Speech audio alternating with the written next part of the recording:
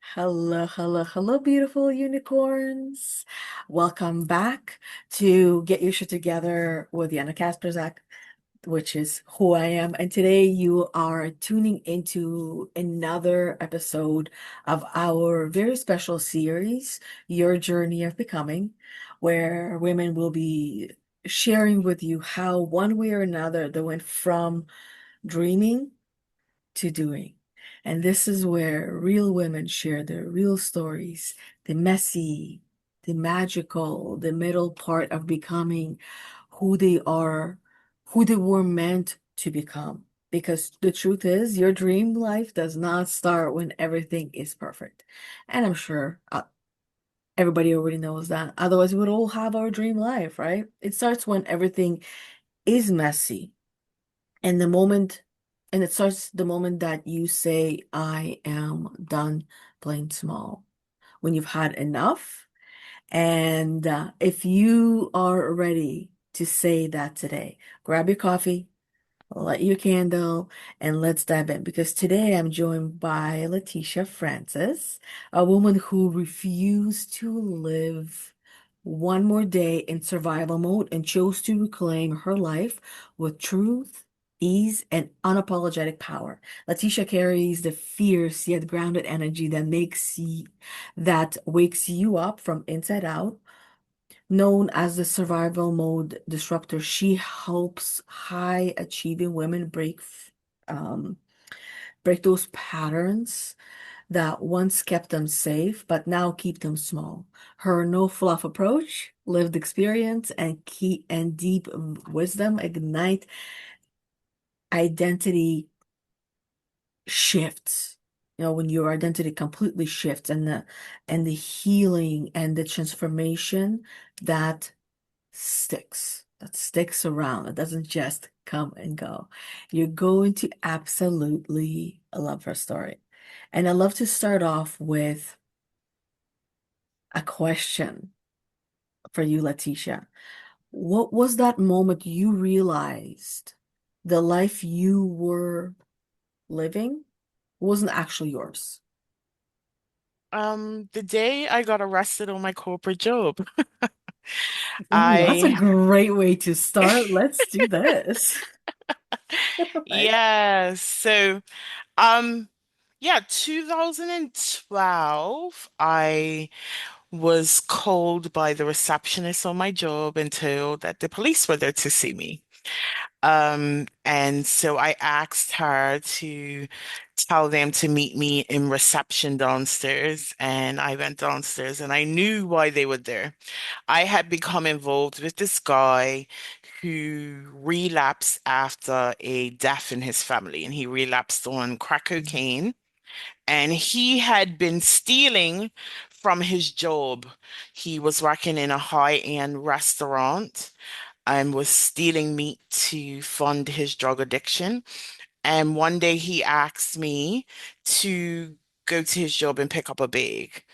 I had no idea that was what was happening. I used to go to his job all the time and I thought nothing of it. I went to pick up the bag. I was surrounded by security. Um, and they told me that they had been watching him for a while. He had stolen so much meat that they had put cameras in the walk-in freezers and fridges. And the only issue that they had was they knew he was stealing it. They didn't know how he was getting it out of the building. And that particular day was the day he asked me to take it. So weeks later, I had gotten a call on my job. I used to work in commercial insurance. It was during renewal time, so very busy. I had been at work since 6 a.m. and the police called and asking for an interview. And I told them, well, I cannot come right now. I'm at work. I'm in the middle of renewals and you'll have to speak to me afterwards. And within 15 minutes, my phone was ringing again, and it was reception telling me the police were there. So I get into the reception area. They place me under arrest, and I go to jail. And I get my one phone call. I call my mom. And I was like, listen, I need you to get me a lawyer because like I can't believe I got swept up in this man's bullshit. Like Mhm. I was angry. So I went back to my cell and I waited. So I remember the police coming and taking me out of my cell one more time. And they said I had a visitor. So I assumed it was the lawyer. Mm. It wasn't. It was my mom. And I sat in front of her and she basically just said, why do you love everyone else more than you love yourself? Ooh, that's And a good one. it was like a Mama Mike knows. Tyson body blow. Like She's she been thinking winded that, me. Yeah, right? she winded me. And I had to go back into my cell after that visit and sit and With think that. about it. You know, I had been through a lot from a very young age. I had been groomed from the age of 14 by a man that was more than twice my age. That a relationship was highly abusive, but I was very unhappy in my home. My mom had married a man who did not care for me, that treated me very poorly. My father had married a woman that did not care for me and didn't want me around. So I had no place in my home, which was why this man was able to groom me, and take me under his wing. I endured 8 years of abuse in that relationship, and it ended as a result of me being stabbed in my early 20s. I thought that life would magically fall into place. And I was very naive in my understanding of the residual impact of trauma. I had been traumatized for a long time, and I was coming into adulthood for the first time having to live by myself, first time having to pay bills. I was completely alone. I didn't have support of my family because I had been isolated as a result of this abusive relationship. So I had to rebuild my life by myself. Um, and I really just thought everything would be okay, but it wasn't. I ended up in two more abusive relationships, and I didn't recognize that they were abusive because I was no longer being hit. But there was Mm. emotional abuse, there was financial abuse, that I endured, and I almost felt like I deserved it. And there was no different in this relationship. This was actually my second relationship with an addict where I was drained of my money because I was manipulated. I didn't understand the nature of addiction. Um, but this one resulted in me being arrested. So as I sat in my cell, I had to recognize that while I was not my actions were not a direct result of me being in jail. Like I had done nothing wrong other than go pick up a bag that I was very oblivious to what was really happening. However, my decisions were the reason I was in jail that day. My decisions were the reason why I had ended up in multiple abusive relationships. My decisions were the reason why I had been self-abandoning for years. And I had to make a decision that something needed to change. So I was eventually released, from jail. I was not charged with anything. And I sought help. I found a Okay. coach who was incredibly straightforward. She didn't mince words. She Love those didn't that. sugarcoat anything. Yeah. And I remember sitting down the first session with her and just explaining what I had been through. And she said, "You sound to me like you're a victim." And I looked at her, confused. How dare you call me out, right? Because I was a victim. Right? You But know what when I we're mean? called out, Like, we're like yeah, the ego is like, oh. We've been But I was caught. confused as to why she had said it in such a Ha- negative way, because that mhm. was my reality. I had been through a lot of stuff at that point for Yes. nearly 20 years. You were conditioned to Yes. call those things and to like kind of like have that kind of a life until you woke up. Yeah. And And her her statement that day, of course, I'm like, what you mean by that? Because I'm a very straight shooter too. So I'm like, keep it real. Like, what are you saying? And she basically explained to me that as long as I was a victim, I did not have control. As long as I was a victim, I was giving Yeah. away my power. As long as I was a victim, life would only ever happen to me. And Yeah. that woke me up. Hmm. That made me see that I had a lot more control over my life than I actually recognized. That helped me on a journey to self-acceptance, self-love, peace, and the ability to define who I was unapologetically. And that created this drive in me to continue on the path. I ended up leaving the country. I'm originally from Bermuda. I left Bermuda. I moved to England. I pursued my corporate insurance, my corporate commercial insurance um job. I reached the pinnacle of my career, and then I decided that I was not doing what I was born to do. I was doing what I was expected to do based on societal expectations and family expectations, and it really wasn't who I was. And I had two kids back to back. I was out of work.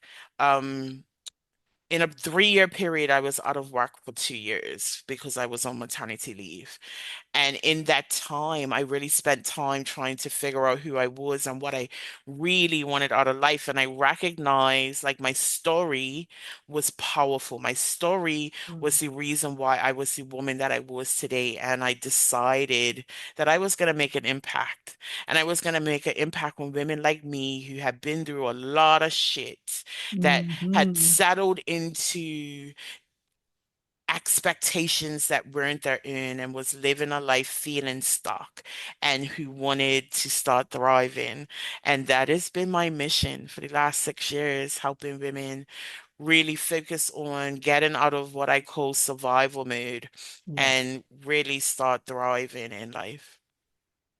Yeah. I absolutely love that. There's so much in there of what you have experienced throughout your life. And one of the things that I recognize within myself, and this is what I also recognize that this is one of the things that I help women work through as well. And many of us do that, like help women work through these parts, but we call it something a little different. We can call it the good girl syndrome, right? When we are literally putting other people first. And this is the reason why your mom asked you that question, because she sees you as you're such a good girl. But what about you? Because as a good girl, that is a big part of what it is involved of being a good girl, where you're putting other people first and you're taking care of them and you're caretaking for everyone, making sure that everybody's happy and satisfied and not usually asking for help yourself because you come from a place of I got it, I can do it all. And then until one day it just feels too much. All of a sudden it's like the walls come crushing in and it feels like it's the end. And yet, one of my favorite quotes is that what a caterpillar thinks is the end, the butterfly knows is the beginning. Mhm. So sometimes we also know on one level that this is the end of this version of us. And now this is the beginning of this new and improved version of us. Um, So I'd love to hear what was that version of you that had to die so that the woman you are now could finally be born or reborn. I had a lot of survival identities, as I call them. I was a people pleaser, I was a Mm, fixer, I was a martyr, I yeah, was yeah. an overachiever. All of those things were trauma responses to the things that I had been through. Most of them I could track back to my relationship with my father, who I suspect is a narcissist. Um, so a lot of the way that I showed up as a result of what I went through, although, Mhm. a Yeah. lot of what I spoke to started at 14 here, but I think my survival mode really started when I was in 7 or 8, around that age. So for many, many years, I assume these survival identities to keep everybody around me happy, to keep myself from getting in trouble, to uh just fit in and to be somewhat accepted for the muted version of myself that I presented. Mhm. Um so those identities, putting everyone first, overperforming in order to be accepted, fixing everyone else's problems but avoiding my own, all of those things had to die in order for Yeah. me to step into the woman that I am today. I had to learn how to set boundaries. I had to learn how to prioritize myself. I had to learn that done was better than perfect. And I Mhm. also had to redefine success based on what it meant to me rather than what it meant to everyone else. And in doing so, I learned how to step into who I was authentically and live from that space instead of the mask that I had assumed for a very long time. But it all started with truly taking full responsibility of my own life, changing my narrative, shifting the conditioning that I had um, grew up with, redefining the stories that I told about myself, so that I could step into the woman who I wanted to become rather than what I had always known to be. I love that. There's so much beauty in that because what you're talking about and describing is you rebuilt yourself. You Mhm, reprogrammed yourself because in order for you to be who you are today, there's many of those parts that many women who are listening and even men can relate to as well, listening to these essentially almost like parts of ourselves that made us who we are, our kind of like our parts of our personality and traits that might be attached to this way of showing up, where you're very accommodating. And now you're like, I ain't doing that. No, thank you. Or you are such a people pleaser where you'll go to, you'll say yes to everything.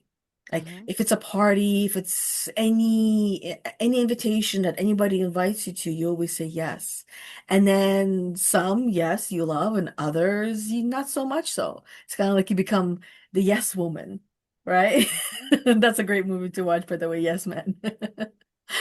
Beautiful concept, but at the same time it teaches you because a lot of people that are closed, they need to say yes to a lot more things. And then a lot of people who have said yes to a lot of things, they need to go to the other event that says no, say no. And no is a complete sentence.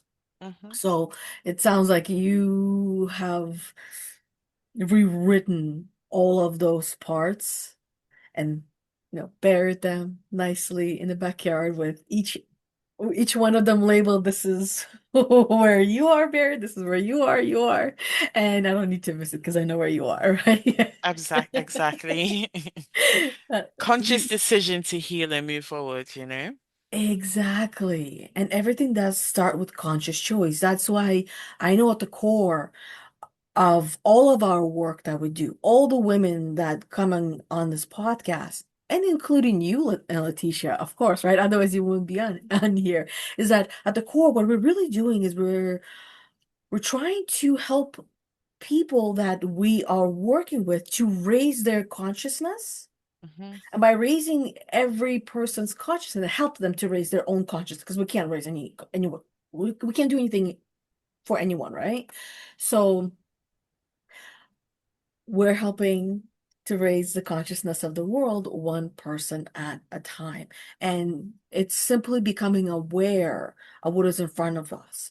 Hmm. One of the things that you were talking about, you realize that everything that was happening, essentially that it wasn't your fault, but it was based on the decisions that you were making.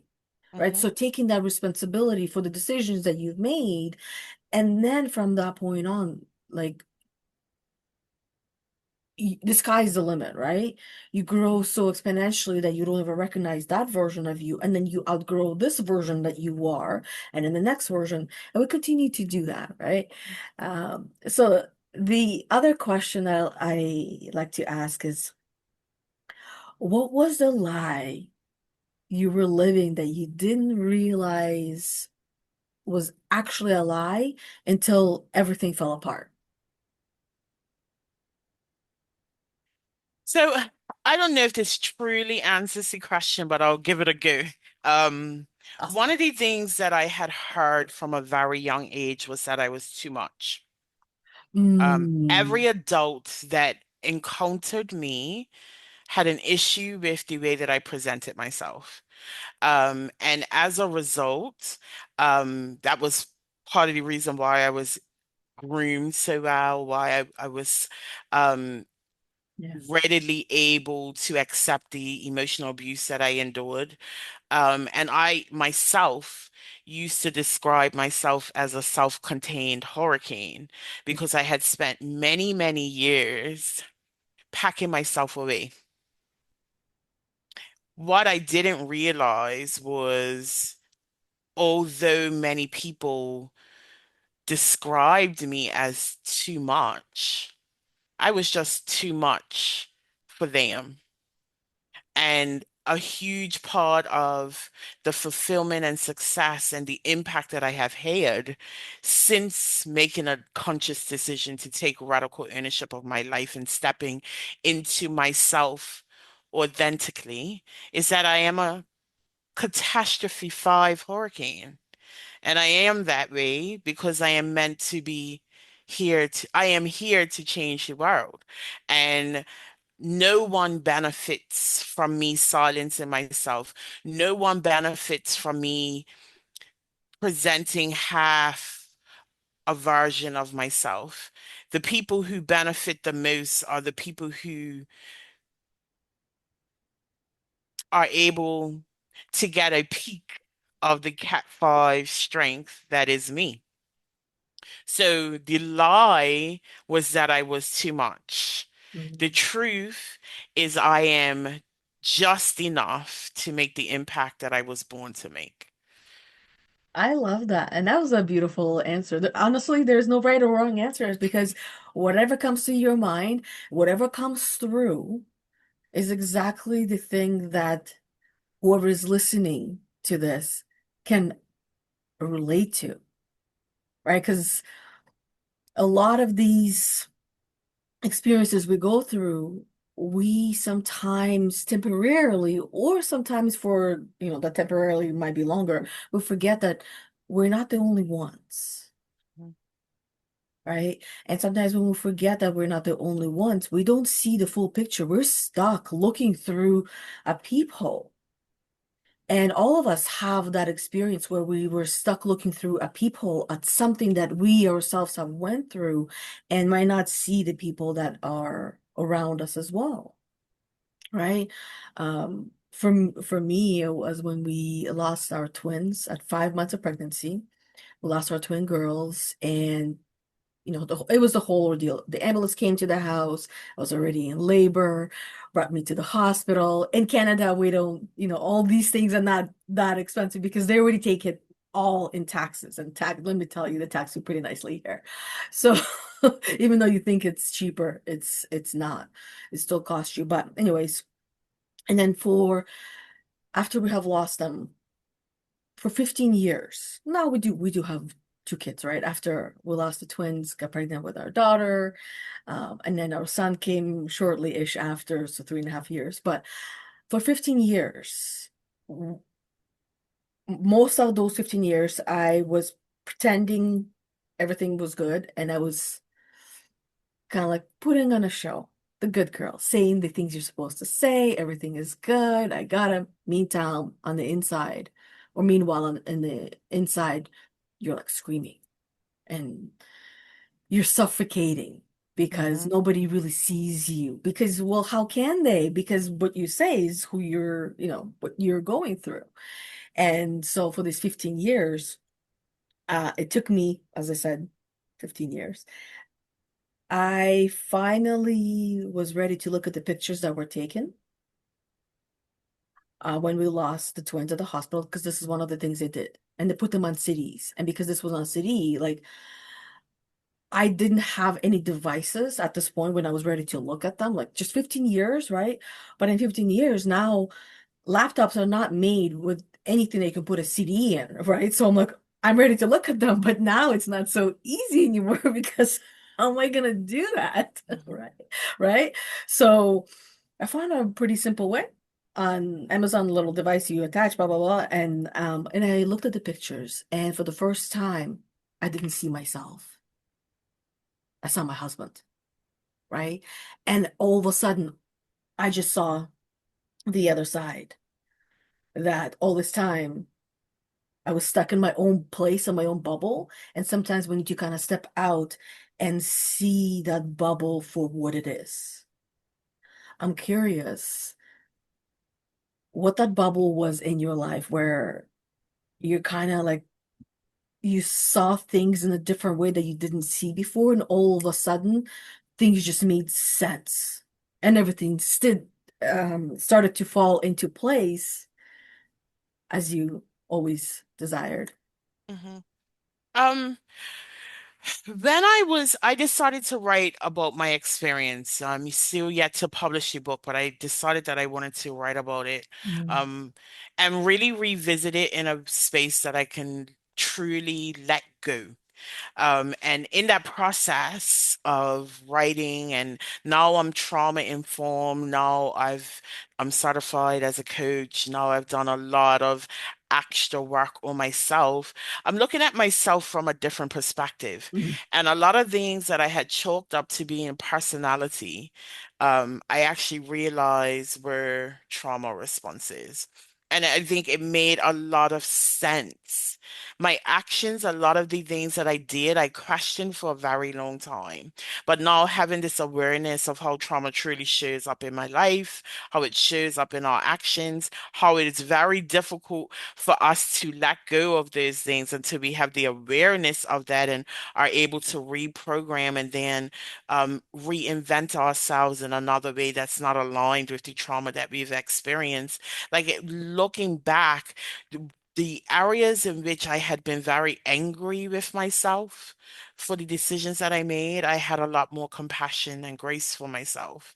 Um, because there was a reconciliation that I had never seen before, that I did the very best that I could with the information that I had at the time. And oftentimes, when I had looked back, I was looking from a place where I had more information. So I always judged myself.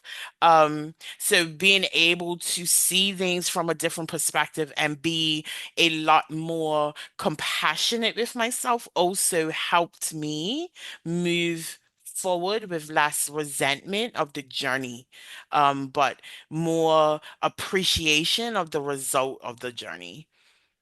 Hmm. Yeah, I love that. And now that you're like, how would you describe where you are today versus where you were, let's say, 5 years ago? I am a full version of myself, in complete control of where I'm heading, aligned with my goals and my core values, um, and in a place where I am giving back because I know how hard it is to get to where I am. Yeah. It definitely is. It is hard to get there. And Hmm. it's also hard to climb Mount Everest, and that's why it's not for everyone. Hmm. And not everybody is ready to do that work, but those that are ready to do the work, there's no going back once they start. Like we know that's how it started. They're like we're both like, okay, let's go, let's try to do this work. Initially it starts with let's try, let's see what happens. And then I began to see the results. I imagine same thing for you. And Hmm. then afterwards you're like, oh, this is great, not so bad. Let's keep going. Let's keep doing this. And we become almost obsessed with becoming a better version of ourselves. And then we chase that, okay, well, now that I got to this version of me, what's the next version of me?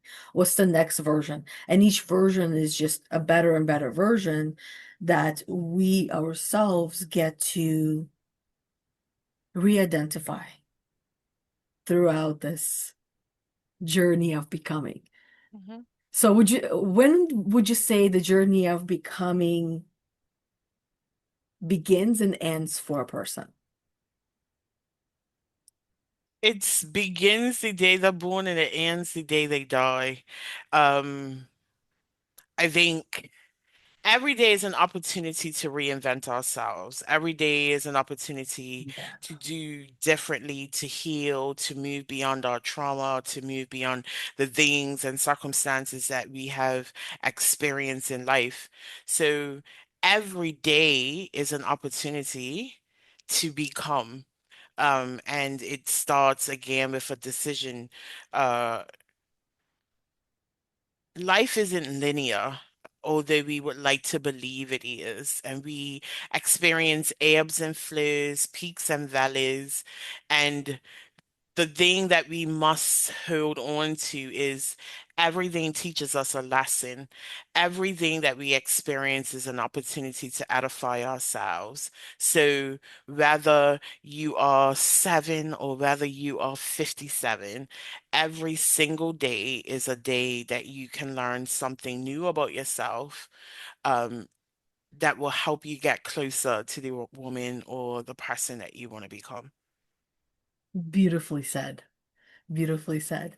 Now, as we're wrapping up, I like to ask one last question from you, and then I'll ask a last question from the audience because I like to wrap things up, and you'll see what I Hmm. mean to bring everybody in as well.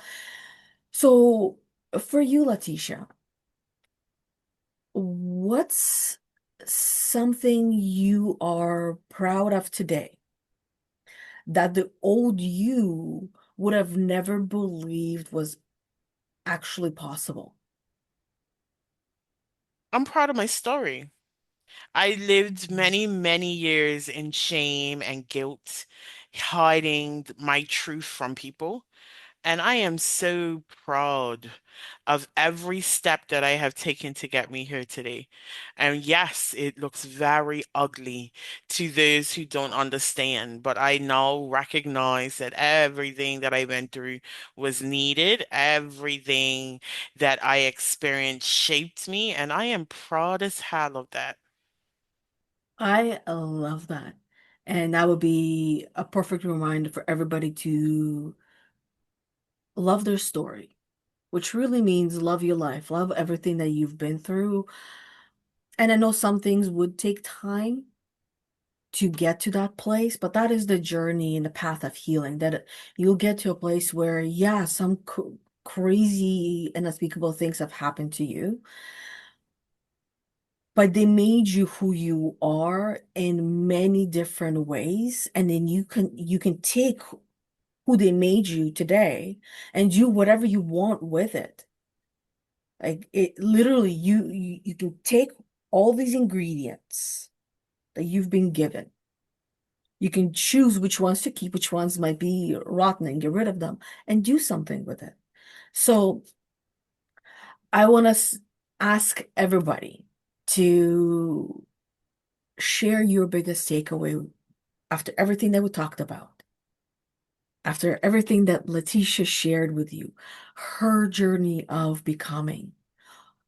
her experiences and how she now sees that as something that not only is a big part of her, but something that she is grateful for having gone through, having experienced, because it made her who she is, and it will continue to make you, Leticia, who you are, that next elevated version of you. So share your biggest takeaway with me. What are you walking away with? What is your biggest aha moment? What is your biggest realization? And then, as always, what action are you going to take with the takeaway? Because these aha moments, these realizations that we have, they're great. They're amazing. And we love when they come, right? Don't we?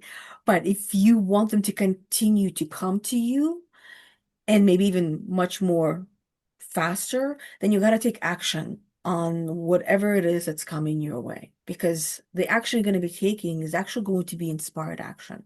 When you feel inspired, it's like you listen to Leticia's story, her journey, and you're like, yes, let's do this. I can do this. If anyone can, I can, right? Um, and you go after that. So, takeaway, action. You got to do the both. So thank you very much, Leticia, for sharing your story and your light today. I know many women will relate to your words and feel seen and heard in your words.